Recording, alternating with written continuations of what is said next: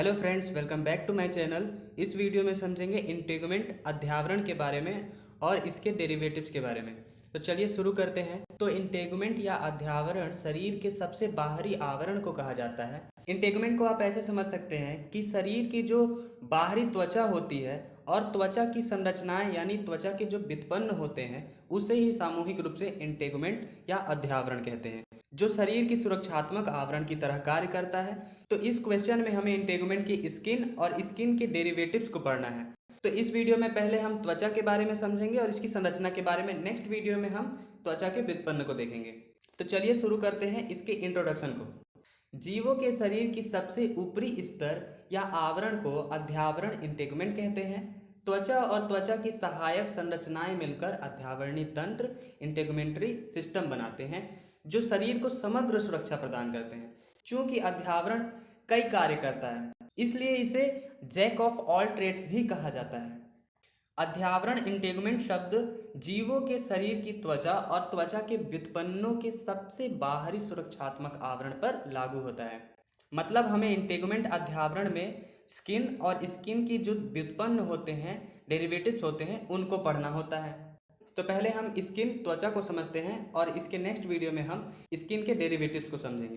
त्वचा जीवों के शरीर के ऊपर सबसे बाहरी आवरण त्वचा होती है। त्वचा की जो उत्पत्ति है वो भ्रूण के एक्टोडर्म तथा मीसोडर्म से होता है।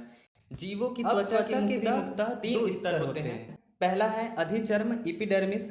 यह क्या करता है? जो जल रोधक तथा संक्रमण के लिए बाधा का कार्य करता है। सेकेंड नंबर है डर्मिस या चर्म, जो त्वचा के उपांगों के लिए एक स्थान के रूप में कार्य करता है। थर्ड है उपचर्म या हाइपोडर्मिस। इसे बेसमेंट झिल्ली भी कहा जाता है। हाइपोडर्मिस त्वचा का हिस्सा नहीं होता है। तो हम त्वचा के तीनों स्तर को एक एक करके देखेंगे। पहले हम देखेंगे त्वचा के सबसे बाहरी स्तर को, इपिडर्मिस को, अधिचर्म को। इपिडर्मिस भ्रूणीय एक्टोडर्म से बनी होती है। मतलब यह भ्रूण के एक्टोडर्म नामक परत से बनी होती है और यह इपिडर्मिस कैरेटिन युक्त कोशिकाओं की 5 परतों का बना होता है। इसलिए अधिचर्म को कैरेटिनीकृत स्तरीय उपकला भी कहा जाता है। अधिचर्म में रुधिर वाहिकाओं का अभाव होता है। इसमें किसी भी प्रकार की ब्लड वेसल्स इस परत में त्वचा के नहीं पाई जाती है। अब इपिडर्मिस की पांचों परतों को समझते हैं। इपिडर्मिस में भीतर से बाहर की ओर 5 परतें पाई जाती हैं। सबसे भीतरी परत होती है मेल्पिघी स्तर, इसे अंकुरण स्तर भी कहते हैं। फिर उसके ऊपर की स्तर को स्पाइनोसोम स्तर कहते हैं। फिर स्पाइनोसोम के ऊपरी स्तर को ग्रेन्युलोसोम स्तर कहते हैं और ग्रेन्युलोसोम के ऊपर की स्तर को ल्यूसीडियम स्तर कहते हैं और सबसे बाहरी स्तर को कॉर्नियम स्तर कहा जाता है। अब इन सभी स्तरों को डिटेल में समझते हैं। पहला है मेल्पिघी स्तर, स्ट्रेटम जर्मिनेटिवम। यह त्वचा की एपिडर्मिस की सबसे भीतरी स्तर होती है, जो चर्म डर्मिस की आधार कला से चिपका रहता है। मतलब एपिडर्मिस स्तर डर्मिस स्तर की आधार कला से मेल्पिघी स्तर द्वारा चिपका रहता है। मेल्पिघी स्तर की कोशिकाएं स्तंभाकार होती है, जो सदैव विभाजित होती रहती है और नई परतें बनाकर बाहर की ओर उभरी होती है। मतलब मेल्पिघी स्तर के द्वारा ही अन्य परतों का निर्माण होता है और यह उभरी होती है। मेल्पिघी स्तर के इन उभारों को ही कोरेटेड पैक भी कहा जाता है, जो अधिचर्म को चर्म से चिपकाए रखती है। साथ ही एपिडर्मिस की मेल्पिघी स्तर में मेलेनोसाइट सेल्स तथा मेरकल सेल्स पाई जाती है। मेलेनोसाइट सेल्स में मेलेनिन वर्णक पाया जाता है, मेलेनिन पिगमेंट पाया जाता है, जो त्वचा को भूरा रंग प्रदान करता है। साथ ही यह मेलेनिन वर्णक यूवी किरणों से, पराबैंगनी किरणों से त्वचा की सुरक्षा करता है। मतलब एपिडर्मिस की मेल्पिघी स्तर यूवी किरणों से प्रोटेक्शन करती है, क्योंकि इस परत में मेलेनोसाइट सेल पाया जाता है और मेलेनोसाइट सेल्स में मेलेनिन वर्णक पाया जाता है। नेक्स्ट परत है स्पॉन्जियोसोम स्तर, स्ट्रेटम स्पॉन्जियोसोम। त्वचा की एपिडर्मिस में मेल्पिघी स्तर के बाहर की ओर बहुस्तरीय बहुकोणीय कोशिकाएं पाई जाती है, जो स्पॉन्जियोसोम स्तर बनाती है। एपिडर्मिस की स्पॉन्जियोसोम स्तर एपिडर्मिस को दृढ़ता प्रदान करता है।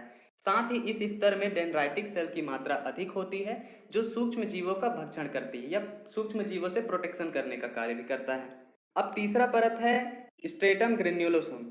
त्वचा की एपिडर्मिस परत का यह तीसरा परत होता है।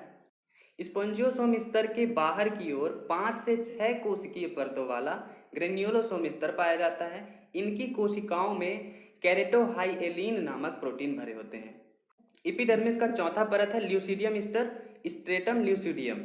ये क्या होता है, ग्रेन्युलोसोम स्तर के बाहर की ओर की परत होती है। ग्रेन्युलोसोम स्तर के बाहर की ओर 3 से 4 कोशिकीय परतों वाला ल्यूसीडियम स्तर पाया जाता है। इसकी कोशिकाओं में एलिडीन नामक लिपिड भरा होता है। इपिडर्मिस का पांचवा और सबसे बाहरी परत होता है त्वचा की सबसे बाहरी स्तर, कॉर्नियम स्तर, स्ट्रेटम कॉर्नियम। यह अधिचर्म एपिडर्मिस की सबसे बाहरी स्तर होती है, जो चपटी पतली सल्क के समान निर्जीव कोशिकाओं का बना होता है, जिसमें एलिडीन नामक पदार्थ पाया जाता है। साथ ही एपिडर्मिस की कॉर्नियम स्तर जो है हथेली एवं तलवों पर मोटा होता है। कॉर्नियम स्तर की कोशिकाएं लगातार बाहर की ओर खिसकती रहती हैं और मृत होकर त्वचा से अलग होती रहती हैं मैल के रूप में। त्वचा का दूसरा स्तर है चर्म डर्मिस। डर्मिस भ्रूणीय मीसोडर्म से बनती है, मतलब डर्मिस की उत्पत्ति भ्रूण के मीसोडर्म नामक परत से हुई है। यह अधिचर्म से 2 से 3 गुना मोटा होता है। इसकी मोटाई एपिडर्मिस से 2 से 3 गुना अधिक होती है। साथ ही त्वचा की डर्मिस परत में रक्त वाहिकाओं, ब्लड वेसल्स, रोम पुटक, हेयर फॉलिकल्स, श्वेत ग्रंथि, स्वेट ग्लैंड्स और अन्य संरचनाएं पाई जाती है। इसी स्तर में, त्वचा की डर्मिस स्तर में ही ये सारी संरचनाएं पाई जाती है। चर्म को 2 भागों में विभाजित किया जाता है। जैसे एपिडर्मिस में 5 परतें होती हैं, उसी तरीके से डर्मिस को भी 2 भागों में बांटा जाता है, पैपिलरी स्तर, पैपिलरी लेयर, जालिका स्तर, रेटिकुलर लेयर। त्वचा की डर्मिस लेयर का पहला स्तर है पैपिलरी लेयर। यह स्तर पतला होता है। इनमें कोलेजन तंतु, लचीली तंतु तथा रुधिर वाहिकाओं की अधिकता होती है। इसमें प्रवर्ध पाए जाते हैं, जिनको पैपिला कहा जाता है। डर्मिस लेयर का दूसरा स्तर है जालिका स्तर, रेटिकुलर लेयर। यह स्तर मोटा होता है। इसमें कोलेजन तंतु एवं इलास्टीन तंतु फैले रहते हैं। और डर्मिस की जालिका स्तर में जो ये इलास्टीन तंतु पाया जाता है, यही त्वचा को रबड़ जैसा प्रत्यास्थ गुण प्रदान करता है। डर्मिस की रेटिकुलर लेयर में भी रोम पुटक, त्वक ग्रंथियां, वसीय स्तर आदि पाए जाते हैं। इस स्तर को रेटिकुलर स्तर भी कहते हैं। अब त्वचा की सबसे नीचे एक स्तर पाया जाता है, जिसे हाइपोडर्मिस भी कहा जाता है, जो त्वचा को हड्डियों और मांसपेशियों के रेशेदार ऊतकों से जोड़ने का कार्य करता है। साथ ही हाइपोडर्मिस को सबक्यूटेनस लेयर या सुपरफिशियल फैसिया भी कहा जाता है, लेकिन यह त्वचा का हिस्सा नहीं होता है। तो ये था त्वचा के तीनों लेयर, एपिडर्मिस, डर्मिस और हाइपोडर्मिस के बारे में। नेक्स्ट वीडियो में देखेंगे त्वचा के व्युत्पन्नों को, स्किन के डेरिवेटिव्स को, और लास्ट में इसी तरीके के हिंदी नोट्स के लिए चैनल को सब्सक्राइब करें। वीडियो को जरूर से लाइक करें। Thanks for watching.